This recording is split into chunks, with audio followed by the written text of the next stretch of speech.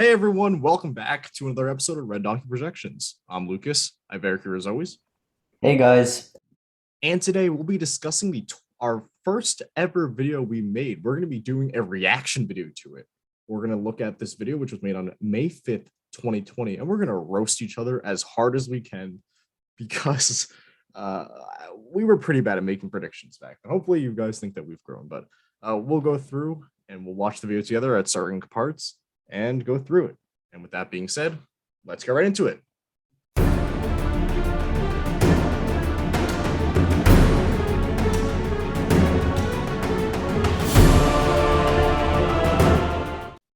All right, so I'll press play and we'll see how this goes. Hey everyone, welcome back to our first episode of Red Donkey Politics. Today, Okay, first of all, Red Donkey Politics. Wow. Oh my god. Okay, anyway. we'll be taking a look at the 2020 presidential election. I'm Lucas. I have Eric here with me. Hey guys. As I said before, this is the first video of this new channel. And Eric, why is your voice so high? Why is my voice so high? You know, this was, I don't know my body that well enough, but clearly I was undergoing some major voice changes. And Lucas even pointed out that I was even voice cracking in some of these videos, or maybe in some of our drafts I was voice cracking. Looking back at it, now, today, as of August 19th, 2021, there's such a clear voice change. But when I look back on this video a couple of months ago, maybe even a year ago or so, I didn't really notice that much. But now it's so clear that my voice changed. It made me seem so much less professional, especially when you contrast it with Lucas's voice, which was, respectfully deep for now and for the time being. It made us look more amateur, and everything about this was amateur. We really we took a stab at it, and we continued. We really didn't plan that much ahead, and we weren't even that versatile of speakers. I'm really also, as Lucas said, really happy with how much we've grown, and and I'm really proud of both of us for presenting factual information and presenting it in a way that's a bit more than boring. Agree. And also I want to add that I do remember us recording. Sometimes you would have voice cracks in the middle of the recordings. I'd have to pause the recording and then we have to re-record it because of the voice cracks. Anyway. All right, so the first section we're going to stop at is when I do the safe states. Are safe Democrat because in history, if most of these states voted Democrat, most, if not all of the time.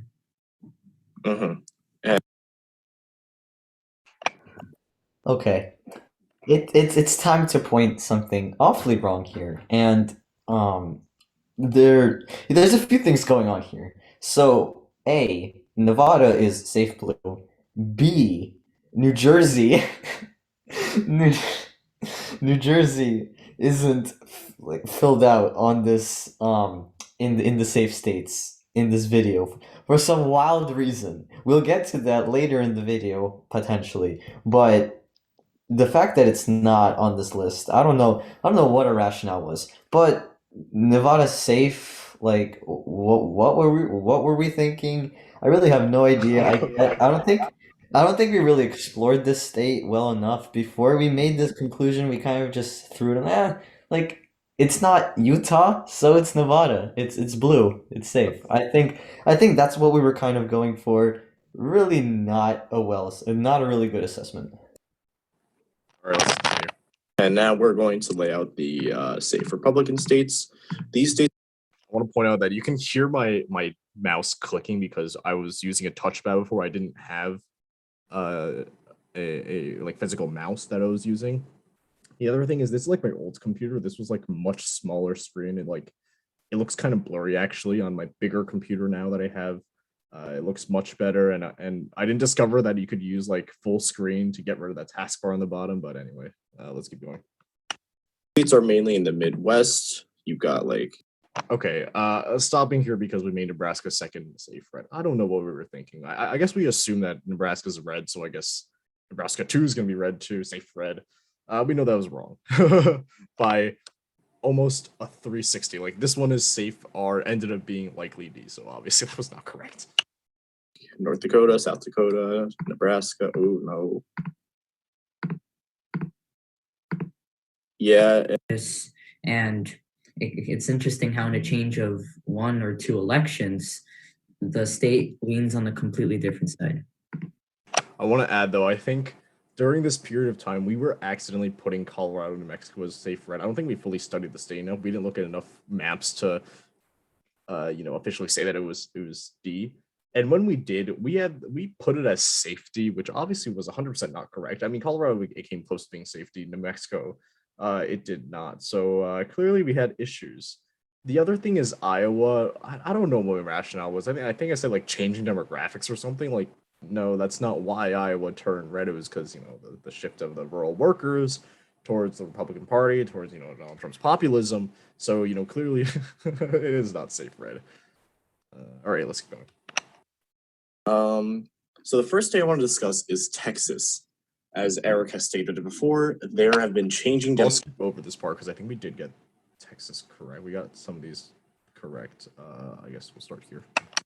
Previously, Ohio has been a Democratic state, but because of the change in demographics, well, not really a Democratic state. I'd say more of a swing state. Like Barack Obama did carry in 2008, but it is swinging more towards the Republicans. Mm-hmm. So I would put that as likely. Likely predicted. I really want to punch myself in the gut when I hear myself talking about this. First off, let's start off with changing demographics. What? What changing demographics? I possibly just pulled that out of places that are incredible, like my rear end. Like, I don't know why I said changing demographics. I probably came into this really not well prepared. And, for your relief, we don't do that anymore. And we took different strategies as we've evolved as a channel. And it's, not a rural shift either. It's just kind of follows the same path as Iowa, where the white working voters appealed more to Trump's populism in 2016 and stuck with that in 2020. I was not really basing my information off of much, but the prediction is correct. So at least we got that right. At least got that right, but the reasoning is completely wrong. Anyway, let's keep going. Republican state. Yes. And for that reason, I think we're going likely Republican with this one. What do you think about that? I also think likely Republican. It's probably going to be a Republican state, but we have seen remnants of gradual Democratic takeover. Like either it was the mayor or the governor that actually beat out the Republican. And am I correct? I believe you're talking about Stacey Abrams versus Brian Kemp. Yeah, Stacey Abrams was very close, but she did not beat Brian Kemp. All right. But it was closer than most people expected. Oh boy. Lucas, you wanna preface this with anything? Okay. I would love you to preface this. First of all, I don't think we really explained our reasoning for why we put it as likely R. We didn't really say because of certain areas. That's number one. Second of all, why likely R? I mean, I think a lot of other people were putting this one as likely R at the time. Polling was actually not too bad for Joe Biden. I don't know why we put it as likely R. I think probably because of history voting, and we obviously know that's completely incorrect. We can't follow what history says. And all right, my turn to roast the complete hell of myself. I think I was heading towards the right idea as to when I was talking about Democratic remnants, but the fact that I had a complete brain fart that Stacey Abrams didn't win against Brian Kemp. Wow, that was a wake up moment for me. What can I say? That not one of the proudest moments of my RDP career. And once again, my reasoning is not the most informed, not the most specific. I really just say Democratic remnants. I mean, At least I was comparing more recent gubernatorial elections, you know, kind of a start to some more informed analysis, I guess. Yeah, and I guess to be clear, what really drove Georgia to be blue was the suburban areas in metropolitan Atlanta. For example, in Cobb County, those suburbs swung way to Joe Biden because he does perform pretty well with suburban voters. All right, let's head down to 413, where we infamously put New Jersey as a likely R. We did not put New Jersey as likely as safe. Actually, Eric can explain this to you. Yeah, so North Jersey is a primarily blue state because it's next to New York, which is blue. But as you go down south in New Jersey, it's relatively south. Yes, wise words of Eric. The more south you go in New Jersey, the more south it becomes. I can't believe we managed or we let ourselves keep that in the video. I don't think at that point we were really good at doing remakes or, edits. This was our first ever video. And whatever came out of our mouths, we kind of just rolled along with it. And we kept mistakes such as the more south you go in New Jersey, the more southern it is. What I was trying to say was probably the more south in New Jersey you go, the more conservative it becomes. The more Republican districts there are, like New Jersey 1, New Jersey 2, but it is what it is, I guess. When, once again, the fact that we actually thought New Jersey was going in a likely, a little bit ridiculous. In fact, completely ridiculous. I do want to add, this video got 300 views, and that's more than some of the past videos that we've had post-election, because since the election we have been getting not that many views. So thanks for bearing with us. But even saying the more south you go, the more red you get actually is technically not fully correct, because the very southern parts of New Jersey have had Democratic representatives before. Andy Kim, for example, pretty south in southern Jersey. Jeff Van Drew, also quite south in southern Jersey. He also, was elected first as a Democrat in 2018. He flipped the state flipped the district by, I think, by 6 points or something.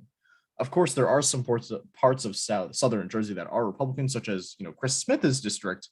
But in general, it's not too logical, because in Josh Gottheimer's district up there in northern Jersey, that little, I guess, slab of land, that's actually a pretty conservative area. It's a traditionally conservative part. So I feel like our comparison there was probably not too accurate. But anyway, let's keep going. So it ends up being a 50-50 between blue and red, which is why it's not completely blue. And it's and I'm circling right here. That is South Jersey. Many of those well, I wonder who didn't think that was southern Jersey. Oof. Cities there are quite Republican. I just said cities down there were Republican. Wow. It's funny because Atlantic City is actually super blue, so. And if you do think about it, New Jersey's governor was Chris Christie, a Republican. Okay, I want to point this out. This is very flawed logic that I used here, but I've also seen this on Twitter as well. Chris Christie only won in 2009 because I forgot his first name, Jeff Corzine, something Corzine. He was very, very unpopular. So honestly, Chris Christie winning was kind of a fluke, because it was a very lucky election year where John Corzine was unpopular. He won re-election in 2013, of course, because he was very, very popular. After that, however, he obviously became super, super unpopular. So I don't know why I would put this one as Republican. And, as people have made memes about already, that we put Nevada as safety and New Jersey as likely D. Yeah, that's hilarious. Okay, let's head now to 734, where we talk about Pennsylvania. Pennsylvania is pretty Democratic because it borders New York, which is a big Democratic state, as well as New Jersey, which is also pretty much a Democratic state. Now, West Pennsylvania is pretty Republican. Now, why is that? They border Ohio, West Virginia, and that's what's been causing the swing in these elections. Okay, that's not correct. It's not because of a more rural area. It's because of the suburban areas that are on the East Coast in Philadelphia.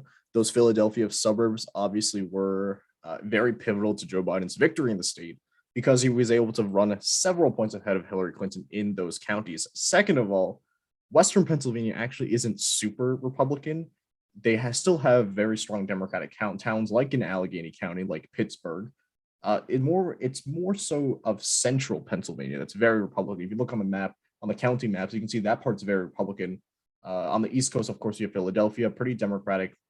Places on the West Coast, again, as I mentioned, Allegheny County. You also have like Erie County there as well, which did end up flipping to the Democrats. So my logic here is completely false. And quite frankly, I don't know which side's going to go to this time. I do think that Joe Biden has a slight advantage in Pennsylvania, especially considering that he grew up in Scranton. I don't think that had any impact at all. I think that was a very stupid comparison to make. Which is in Pennsylvania.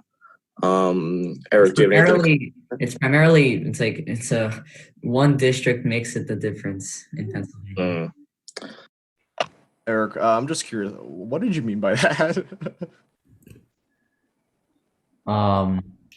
What did I mean by what that translates to into real or more real analysis is that it's very contested state. That's probably what I should have said instead of using idioms that had very loose meaning. Yeah, that's it, I guess. I see. Okay, cool. I think that's it for Pennsylvania. I guess I'll toss it over to you now for my Minnesota rating. It's funny because a lot of our ratings were actually correct, but we had terrible logic behind that. Now it's still pretty Republican. I would give North Carolina. I actually think lean or tilt because, you know, it is in the South and obviously the Republicans are going to have an advantage there.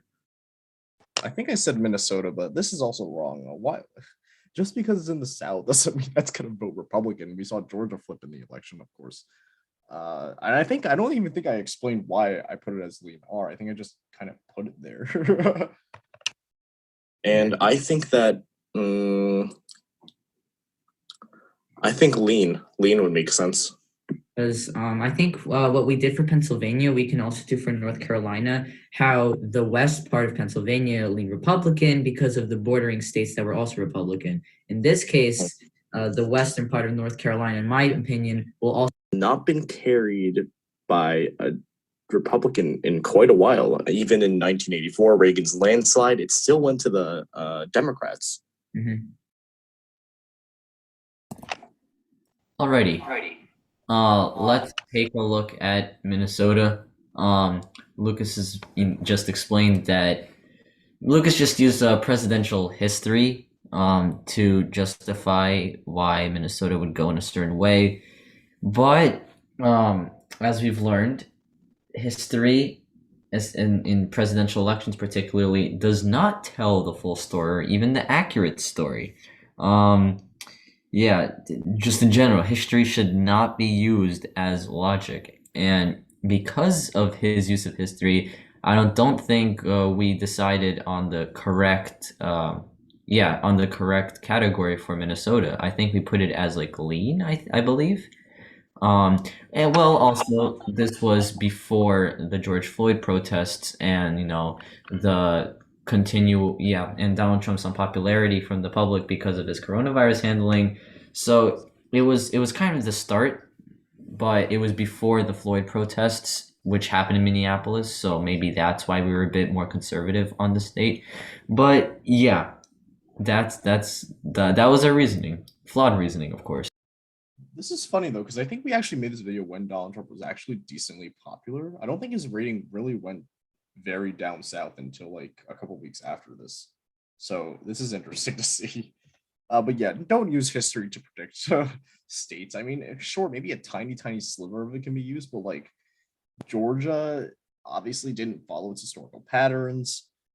Arizona flipped, obviously, it also did not follow its patterns. So we really can't rely on history too much. I think it's lean. Hillary Clinton barely carried it in Here. It is. It really is. And if we look at Wisconsin, it did have a Republican governor before 2018 when they voted him out, Scott Walker, who actually ran for president in 2016 and was considered a pretty big front runner in the beginning. Polls do say that. Yeah, those are the infamous words. Polls do say. No more in Wisconsin. I don't trust any polls really that much in Wisconsin anymore. Of course, the aggregate polling of Joe Biden winning there was like +9, but of course we had that A+ pollster from what is it, ABC Upshot or some Sydney Upshot, what was it called? That had Biden up 17 points, and of course we all know that did not end up happening. So I don't really trust polls too much anymore. I think we've relied on them a little bit too much in this election. So moving forward, we'll be taking into account other factors. That Wisconsin is once again like a dead even tie. Dead even. And it's actually voted Democratic. Vote for in Michigan. So I think I agree. Yeah, there is a swing state, the smallest swing state, and it's actually voted Democratic. I'm not using history logic again, am I? I hope I'm not. According to polls, Donald Trump is, I believe, leading in New The funny thing is, this isn't even accurate. I don't think Trump was actually leading in New Hampshire at this time. I don't think he was ever leading in New Hampshire in the polls. His unpopularity was incredibly high in the state. So I don't know where I got that from. So yeah, that was very, very stupid. New Hampshire by very little. But even if it's very little, I do think it should go tilt Republican. Also, for the most part, New Hampshire, I believe, is demographics is primarily white, and studying Trump's voters, they're also primarily white. I mean, you're not wrong. Not wrong, but I think I took advantage of that and manipulated those numbers a bit too much. You know, there is in certain areas of New Hampshire, in certain counties of New Hampshire, it is surprisingly pro-Trump. Like I was there over the summer, and I did see quite a few pro-Trump signs. Like they weren't afraid to, like, you know, show their support for Donald Trump.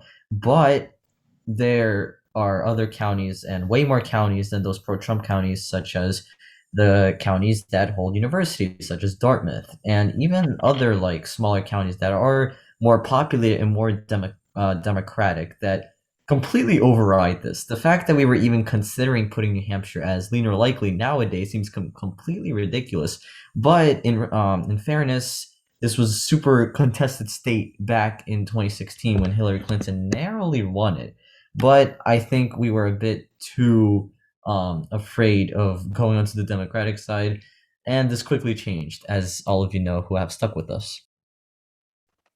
In addition, I want to add that I think we could have broken this down better. I know you were saying in general, you know, more white people vote for Donald Trump. I mean, yes, but we could have broken this down and more specifically into college educated versus non-college educated, because obviously we see a huge discrepancy between those two numbers. If we did that, we would have been an awful lot better. Let's keep going. The final one we want to point out was 1649, where we discuss Maine 2nd District. Going to go that way as well, and I actually think this will be a lean Republican, and polling has seemed to also say the same thing.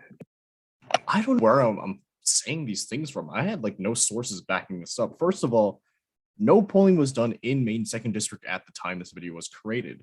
Second of all, if I'm mistaken on that, even if there was polling that was done on Maine 2nd District, it would have shown Biden up. Basically every single Maine 2nd District poll showed Biden up by like 9 points, which was very interesting to see, which is why we put our final prediction as tilt R for the 2020 election. it's very hard to poll Maine second district because of how rural it is. Maybe you're having a lot of bias. You're getting more of the big cities as opposed to more of those small places, small rural areas, which is why polling isn't fully accurate in the district. Regardless, what I'm saying is completely wrong. There was no polling ever done in this area at the time of the recording.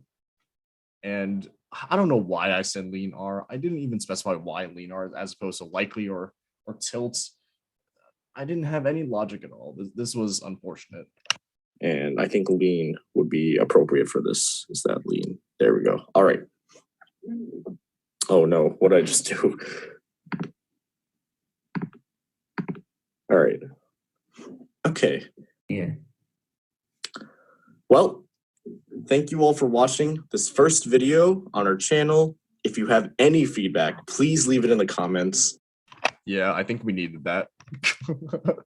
Perhaps that was if there was anything our viewers should have taken away from the video, it shouldn't have even been the prediction. It should have been that last ending. Just to leave comments.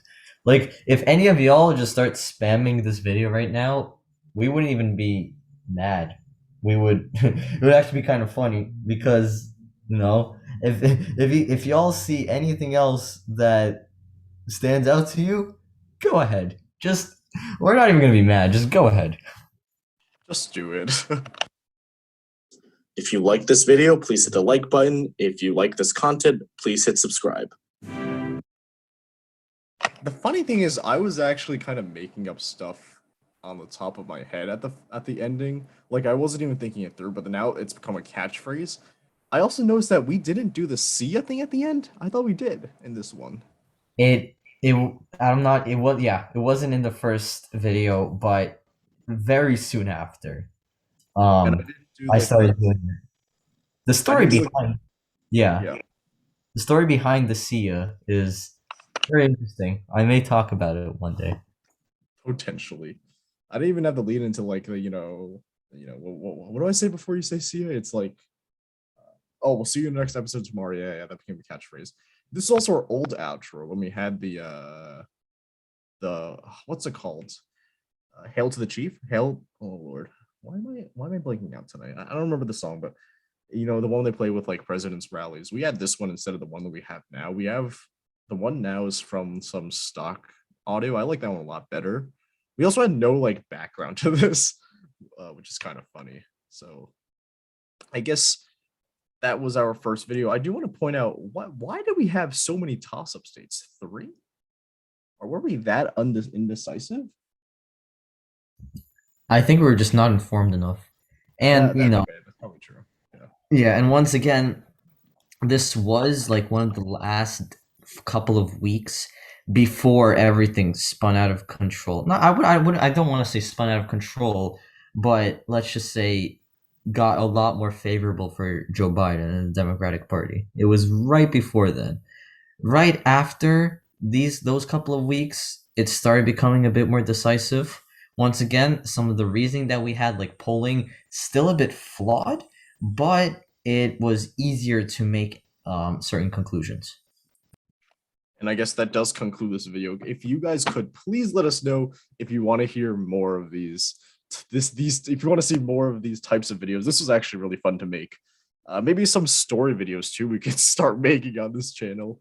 But yeah, let us know down in the comments of this video. If you like this episode, please like one. If you like our content, please subscribe. I just repeated the catchphrase that I said off the top of my head in the video. But anyway, we'll see you in our next episode tomorrow. See ya.